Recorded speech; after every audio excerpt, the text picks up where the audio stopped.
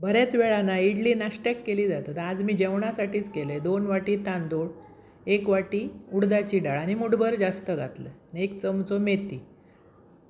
सकाळी भिजवून संध्याकाळी तर वाटून पीठ ठेवलं. सगळं एकदम बारीक वाटून ठेवायचं आणि भिजत घालताना वेगवेगळा भिजत घालायचा म्हणजे त्या बारीक केला जाता एकदम. आणि मस्त गदा गदा गदा गदा हलवायचा.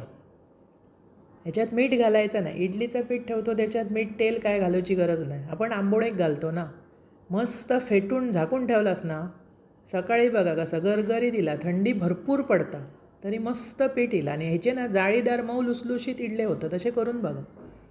जास्त जरा फेटा आणि मग त्याका मीठ घाला.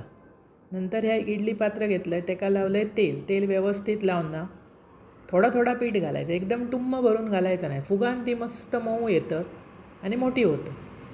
आणि एकदा साच्यात घातलास की 10 ते 12 मिनटं ठेवायची. त्याच्यावर जास्त ठेवलास तर ताट होतली आणि अगोदर काढलास तर कच्ची रवतली. बरोबर 12 मिनटांनी ती काढायची.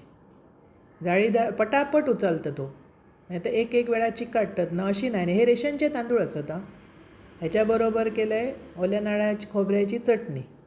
अशी तुम्ही करा, खावा. आवडतली तुमका आणि आवडले पटकन चॅनल सबस्क्राईब करा.